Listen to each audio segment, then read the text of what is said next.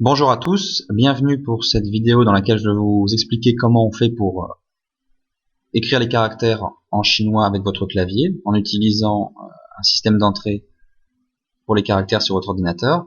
Donc il y a deux méthodes pour faire ça, soit vous ajoutez une option dans la barre de langue de Windows qui est déjà inclus sur votre ordinateur normalement, soit vous téléchargez un logiciel externe, par exemple Google Pinyin qui marche très bien et qui est un peu plus complet que le précédent. Donc première méthode, ajouter l'option de la barre de langue. Donc deux solutions pour ça, vous allez soit dans la barre de langue directement ici et vous faites préférences linguistiques, voilà, ou alors si vous n'avez pas accès à ça, vous pouvez aller dans le panneau de configuration et faire ajouter une langue. Ensuite vous faites ajouter une langue, vous recherchez le chinois standard, simplifié, attention, ici, et vous choisissez chinois simplifié de Chine, pour avoir le chinois standard. Donc ajouter. Voilà, et maintenant vous avez dans votre barre de langue une nouvelle option qui est le mode d'entrée chinois que vous allez pouvoir utiliser par la suite. Donc, je vais vous montrer après comment on fait. D'abord, on va installer le Google Pinyin.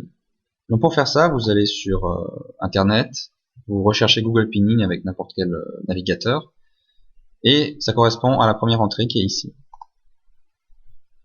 Donc allons-y.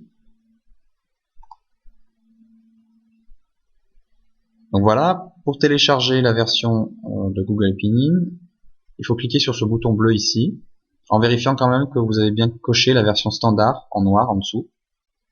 Une petite parenthèse, si vous avez besoin de télécharger autre chose, n'importe quoi sur internet en chinois, vous aurez toujours ces deux caractères xiazai ici, qui veulent dire télécharger.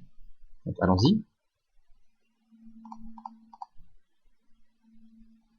Donc ça prend une vingtaine de secondes. Donc voilà, donc on n'a plus qu'à l'installer maintenant. Donc vous lancez le processus d'installation, oui.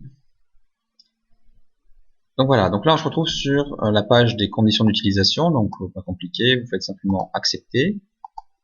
Ensuite, je vous recommande de décocher ces deux options si vous ne voulez pas que le logiciel fasse en sorte que votre navigateur soit par défaut soit Internet Explorer. Ici, donc ça c'est des logiciels à fermer éventuellement si vous avez besoin d'installer, mais c'est pas la peine de le prendre en compte, vous pouvez faire ignorer ici.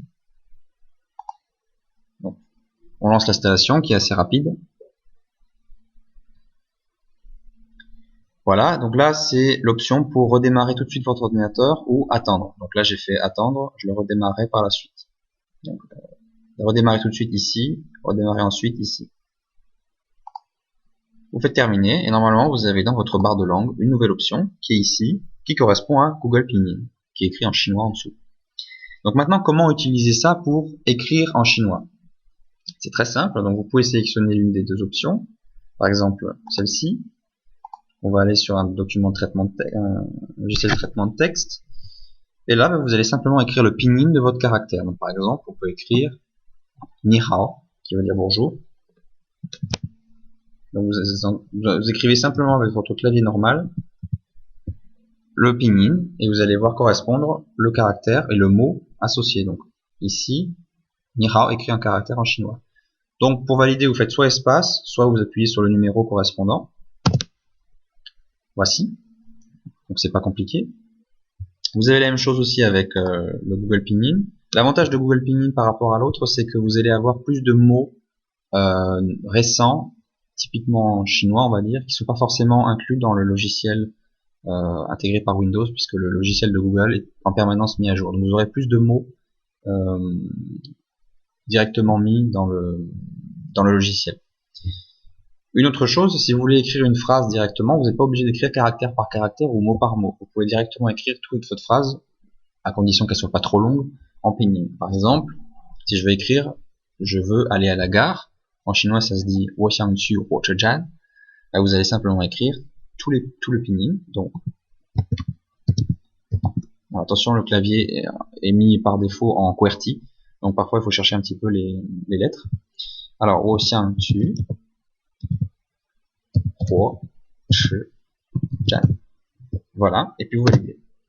Donc vous avez écrit une phrase, et on peut écrire des phrases beaucoup plus longues que ça directement en tapant avec ce logiciel là.